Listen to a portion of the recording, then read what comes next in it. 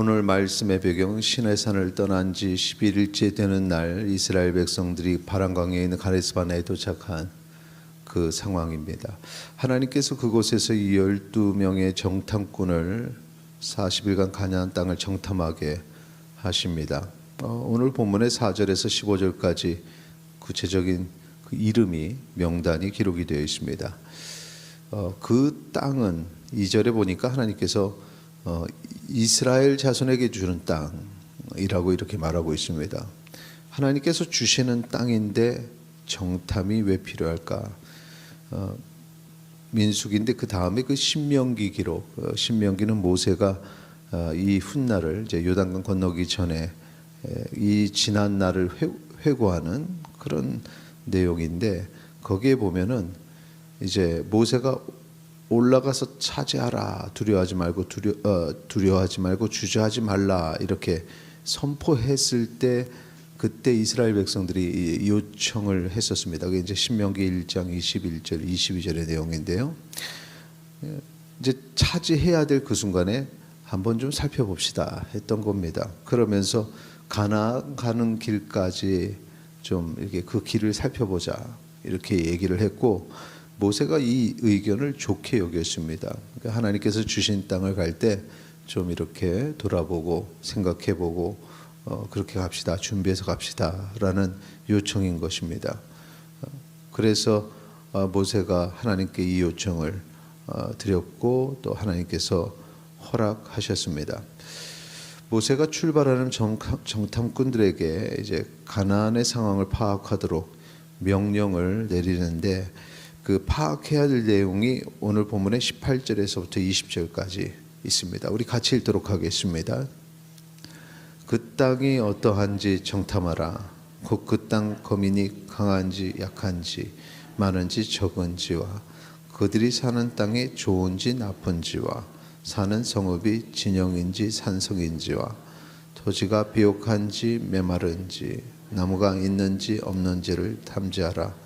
탐대하라. 또 그 땅의 실과를 가져오라 하니 그때는 포도가 처음 익을 즈음이었더라. 아멘. 자, 여기에 내용을 보면 땅의 거민이 강한지 약한지 강할 수도 있고 약할 수도 있습니다. 그들의 숫자가 많고 적은지 많을 수도 있고 적을 수도 있죠.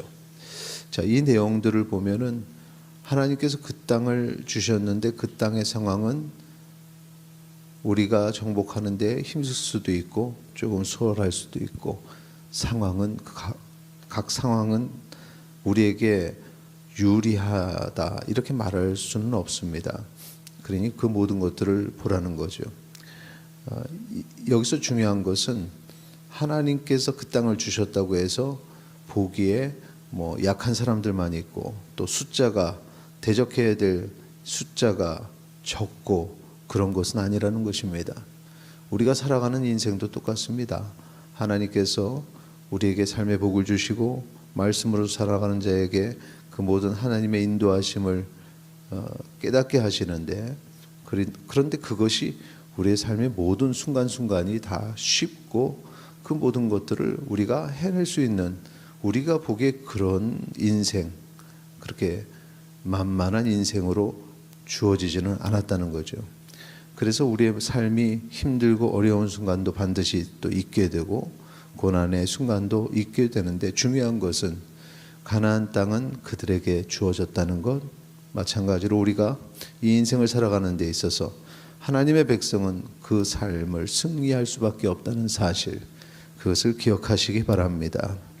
명령을 받고 정탐꾼들이 40인가 정탐을 마치고 이스라엘 앞에서 이제 보고를 하는데 그들의 이제 보고를 26절, 27절에 보면은 가나안 땅의 비옥함에 대해서는 모두가 동의를 했습니다.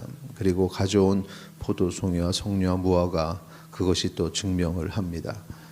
그런데 거기서 이제 그들이 말하는 것은 이제 28절 그리고 31절 이하에 보면 네피림의 후손이 아낙 자손이 너무 크다는 것도 발견했습니다.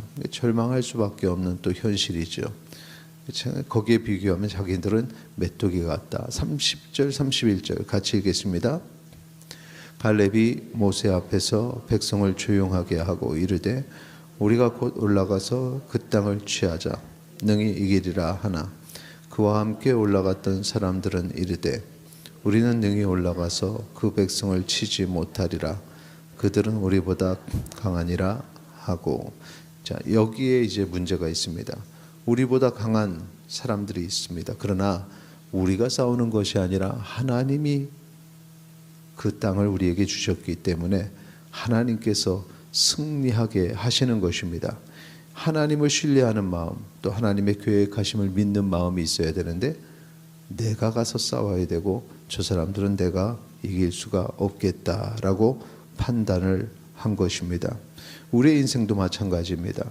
모든 상황들이 내가 살아낼 만한, 살면서 내가 모두 다 이겨낼 만한 그런 상황들은 아니라는 것입니다. 그러나 그 순간에 하나님을 의지하고 하나님을 붙잡으면 승리할 수밖에 없다는 사실입니다.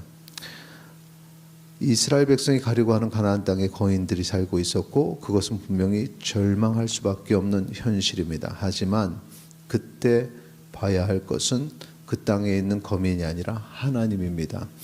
하나님을 바라보고 하나님의 약속을 신뢰하면 하나님께서 어떤 일을 이루실지를 기대하게 되고, 하나님을 바라보지 않고 거인들을 바라보면, 그 땅의 현실을 바라보면 절망하게 됩니다. 오늘 인생을 바라보는 우리의 시각은 절망입니까? 아니면 기대입니까? 우리의 시선을 하나님께로 향하고 기대하는 주의 백성 되시기를 바랍니다. 나는 연약합니다. 실패할 수밖에 없습니다. 그러나 나와 함께 하시는 하나님은 전지전능하신 하나님이심을 믿으시기 바랍니다. 그래서 하나님을 의지하고 오늘도 살아가고 우리의 삶 앞에 놓인 삶을 이겨내며 승리하며 살아가고 하나님께서 결국에 이루실 일들을 기대하고 싸우시기를 바랍니다. 그러면 반드시 승리하게 될 것입니다. 이 시간에 함께 기도하겠습니다. 내 힘이 아니요 오직 주님을 의지합니다. 기도하시겠습니다.